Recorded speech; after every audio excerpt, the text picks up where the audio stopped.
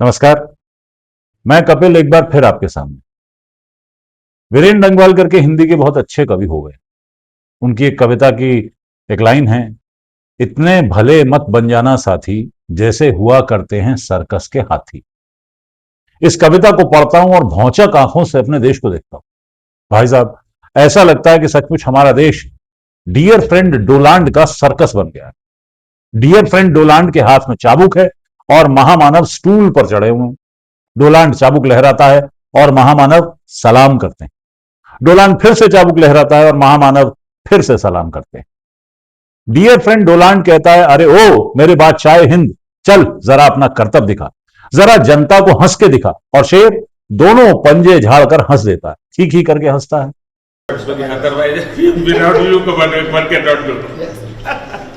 Nowadays, you are fighting on Twitter.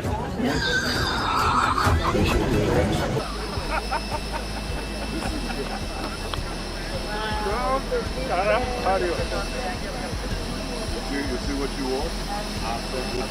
Look at the dear friend Donald कहता है, खबरदार बच्चू जो रूस से तेल खरीदा, और सटाक से हंटर जमीन पर मारता है।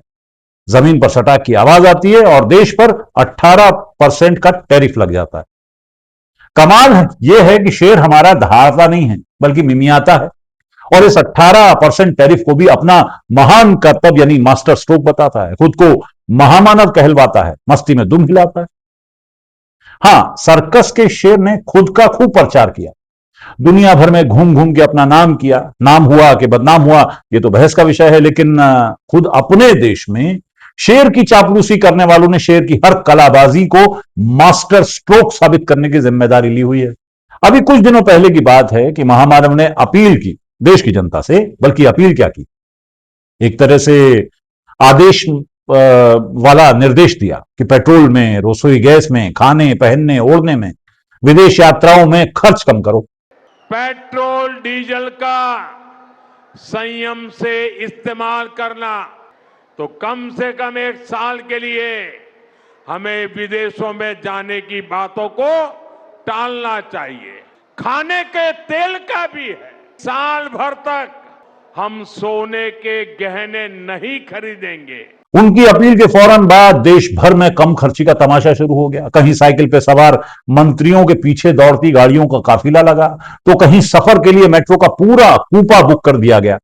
हालांकि इससे हुई बचत का और देश की अर्थव्यवस्था पर पड़ने वाले पॉजिटिव प्रभाव की कोई सूचना अभी तक नहीं दी गई है, लेकिन मुझे पूरा यकीन है कि आने वाले दिनों में अपने भाषण में महामानव अपने साथियों के इन कदमों से होने वाली भारी बचत का जिक्र अपने टेलीप्रॉम्प्टरिया भाषणों में जरूर करेंगे। जनता ने महामानव का खूब साथ दिया इस अपील के बाद।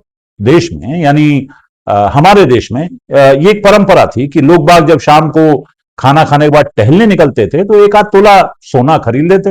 यूं ही माने ऐसे ही मन किया तो चौक पर लस्सी पीने के बाद सोना खरीद लिया, ऐसा मामला था। यहां तक कि वो 80 करोड़ लोग जिन्हें महामानव मुफ्त का राशन देते हैं, वो भी उस मुफ्त के राशन की दावत उड़ाने के बाद सीधे सुनार की दुकान पर पहुंचते थे और तोला दो तोला सोना खरीद लेते थे। लेकिन महामानव की अपील के बाद पूरे देश में सोने के खिलाफ एक लहर सी दिखाई दे रही है। अब अगर आप बाजार में, चौक में जाएंगे तो आपको सोने की दुकानों पर वो लोग नहीं दिखाई देंगे जिन्होंने सोना खरीद खरीद कर देश की अर्थव्यवस्था का भट्टा बिठा दिया। तो इन पर महामानव की अपील का असर पड़ा और इन्होंने सोना खरीदने की अपनी आदत, परंपरा को छोड़ दिया।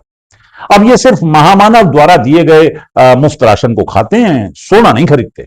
लेकिन अफसोस यह है कि महामानव ने कोई अच्छी मिसाल पेश नहीं की। जनता को विदेश यात्राओं से परहेज को कहकर एक रील बनाने के लिए इटली का दौरा मार दिया। Prime Minister Modi wrote as a gift a very, very good toffee.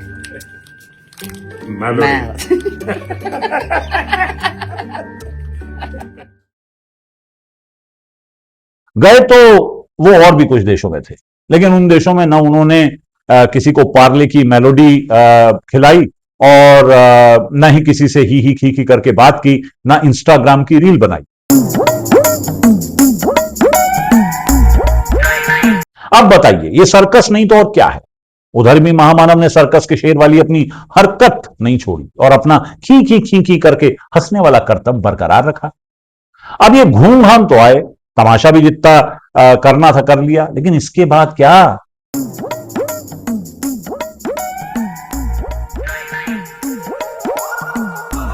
आफत यह है कि सर्कस के शेर की तरह महामानव को भी पता नहीं होता कि अब रिंग मास्टर उनसे क्या करवाना चाहता है। जब रिंग मास्टर ने कहा कि चलो अब रूस से तेल खरीदो, तो रूस से तेल खरीदने लगे। फिर रिंग मास्टर ने फटकार दिया हंटर, अब रूस से तेल खरीदना बंद कर दो। शेर बेचारा क्या करे, फौरन रूस से तेल खरीदना बंद कर दिया। हालत यह है कि देश में पेट्रोल और डीजल की कीमतें बढ़ती जा रही हैं, लगातार बढ़ती जा रही हैं। जैसे अभी पेट्रोल पर ₹2.61 की बढ़ोतरी हुई और डीजल पर ₹2.71 की बढ़ोतरी हुई, यानी 10 दिन में ₹7.50 की बढ़ोतरी। अब कमाल यह है कि स्ट्रेट ऑफ हॉर्मूज की लड़ाई में महामानव ने एक अच्छे पालतू शेर की तरह खूब नाचा गाया और फिर टांटा फिस। यहां रसोई गैस के लाले पड़े हुए हैं। खुद मेरे पास मैसेज पे मैसेज आ रहे हैं कि सरकार चाहती है कि अगर आपके पास पाइपलाइन वाली गैस है तो सिलेंडर को सरेंडर करो। अरे भैया, सिलेंडर दोगे तो पैसे लोगे ना, मुफ्त में तो दे नहीं रहे हो, तो सरेंडर क्यों करे कोई? और फिर आपके पास सारा डाटा है, किसके पास सिलेंडर की गैस है, किसके पास पाइपलाइन की गैस है, तो जिसके पास पाइपलाइन है उसे सिलेंडर मत दो। लेकिन सर्कस में अगर समझदारी से काम होते तो अच्छे दिन भी वाकई आ ही गए होते। क्यों मित्रों? प्लस सरेंडर तो आप कर ही चुके हैं, अब हम भी सरेंडर करें क्या? अब सर्कस का ये जो शेर पाला हुआ है आपने, वो तमाशा तो बहुत करता है, लेकिन जैसे ही रिंग मास्टर हंटर चलाता है और वो धुम हिलाने लगता है, मिमियाने लगता है और पंजे उठाकर खी खी खी करने लगता है। तो अभी रिंग मास्टर ने अपने एक चेले को भेज दिया भारत, और उस चेले ने देश में आते ही घोषणा कर दी कि भारत, यानी वो देश जिसके लिए आपके शेर ने अभी अपील की थी कि खर्चा कम करो, अपने ही देश की चीजें खरीदो ताकि विदेशों में पैसा ना जाए, वही देश अब अमेरिका से $500 बिलियन का सामान खरीदेगा। यानी सर्कस का शेर फिर से पंजा उठाकर हंसेगा और मालिक के इशारे पर दुम हिलाएगा। Marco Rubio has said that India has committed to purchasing around $500 billion worth of American goods with over the next 5 years, marking a significant expansion in India-US economic engagement. The purchases are expected to focus on energy, technology and agriculture. अब आप हिसाब लगाइए, एक तरफ अडानी भाई के खिलाफ America में फ्रॉड के यानी जालसाजी के, धोखाधड़ी के आरोपों को खारिज करने का फैसला कर लिया गया है, इस शर्त पर कि अडानी अमेरिका में, जी हां, अपने देश में नहीं, जहां की महामानव ने अपील की है कि खर्च कम करो ताकि देश का पैसा विदेश ना जाए, बल्कि उस देश में जिसने 18% टैरिफ लगा रखा है भारत पर, तेल खरीदने पर पाबंदी लगा रखी है, उसी देश में जिसमें डियर फ्रेंड डोनाल्ड हंटर लिए बैठा है और शेर हंटर की हरकत पर कलाबाजियां खा रहा है, उसी देश अमेरिका में अब अडानी भाई $10 बिलियन का इन्वेस्टमेंट करेंगे। अरे मेरे भोले भक्तों, जरा दिमाग थोड़ा सा खर्च करके बताओ तो ये अडानी भाई के पास ये $10 बिलियन कहां से आएगा? अमेरिका में लगाने के लिए कोई भी तर्क कुतर्क कर लो, ये $10 मिलियन अडानी भाई कहां से देगा, इसका जवाब देने की कोशिश करो। तो कुल मिलाकर सर्कस का खेला जो ये चल रहा है कि रिंग मास्टर कहता है कि उठो तो तुम्हारा शेर उठ जाता है, रिंग मास्टर कहता है बैठो तो तुम्हारा शेर बैठ जाता है। रिंग मास्टर कभी कभी शेर को भालू समझकर नचाने के लिए भी तैयार हो जाता है, और शेर जो है उसको भी लगता है कि वो भालू है तो वो नाचने लगता है। अभी भी अमेरिकी ट्यून पर नाच रहा है। कमाल ये है कि ये जो सर्कस बना है देश का पिछले कुछ सालों में, इसमें भालू, बंदर, हाथी, घोड़ा, हर तरह के जानवर शामिल हैं जो नाच गाकर, उछल कूद कर देश का सर्कस बनाने की क्षमता रख रहे हैं, सर्कस बना रहे हैं। एक पैकेट मेलोडी की कीमत तुम क्या जानो राहुल बाबू? मेलोडी इतनी चॉकलेटी क्यों है? मेलोडी ऑनलाइन मिलनी इस समय मुश्किल हो गई है। जो मेलोडी टॉफी इतनी चॉकलेटी थी, विपक्ष के लिए वो मेलोडी इतनी तीखी कैसे हो गई? रुपया गिर रहा है। हालत यह होगी कि सर्कस देखना चाहें तो टिकट नहीं खरीदा जा सकता रुपए से। लेकिन सर्कस के ये जो कलाकार हैं ये समझाने में लगे हैं कि रुपया नहीं गिर रहा है, डॉलर बढ़ रहा है। मुसीबत यह है कि वो शेर जो दहाड़ता था, वो शेर जो लाल लाल आंखें दिखाने का दावा करता था, वो अब सर्कस का शेर बन गया है।